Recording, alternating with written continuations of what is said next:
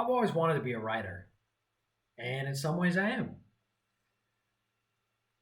Utilizing the open game license, I've been able to author, publish, and distribute online 7 adventures, a trilogy, and a couple of one-shots for the world's oldest role-playing game, Dungeons and Dragons. That's what I want to talk to you guys about today. Dungeons and Dragons, the open game license, and its impact on the tabletop RPG community.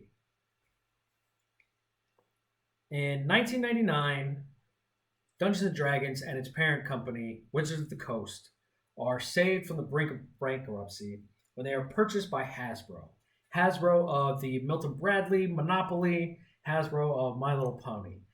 And their plan for the Dungeons and Dragons brand is a reboot. Only instead of being this niche role-playing game that is funded through a mom-and-pop publishing company, TSR, which has gone bankrupt, we got G.I. Joe money. And we're going big. So in 2000, they released Dungeons & Dragons 3rd edition, which is the biggest change to D&D at the time since 1989. And in conjunction with that, they do something really interesting. Wizards of the Coast publishes a public use copyright agreement called the Open Game License.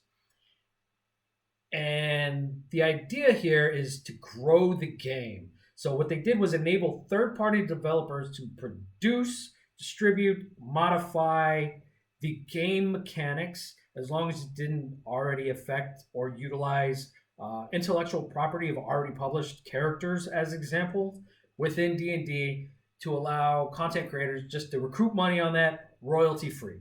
This was George Lucas coming high off the mountain and going, look, you guys can have the Force, you can have Jedi, you can have Sith, you can have lightsabers.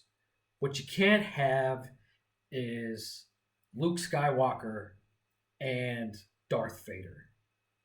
Right? So I'm going to quote here the Open Gaming License version 1.0A, Section 5.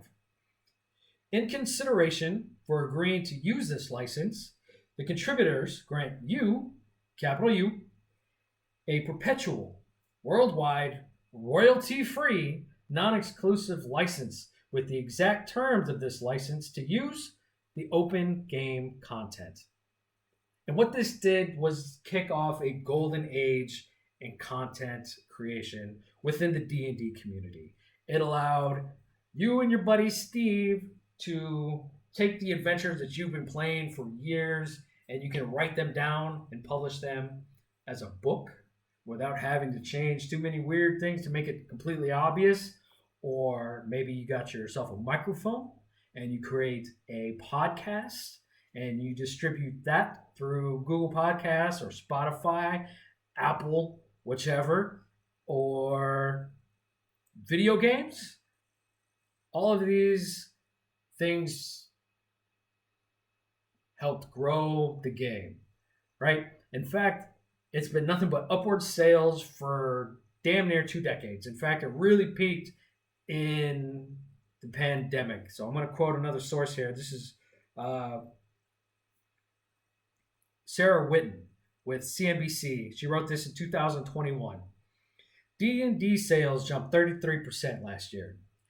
Adding to a 6-year growth, the toy maker Hasbro doesn't share specific sales totals for the brand, but it did report revenue for Wizards having increased 24% and topping $816 million. So kind of just bring that home. $816 million, helping a $8 billion Hasbro company, kind of just brings it out like the nerds are taking over the world.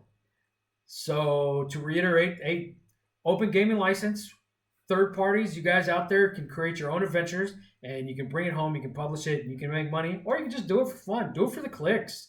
And it's all royalty free. Thanks.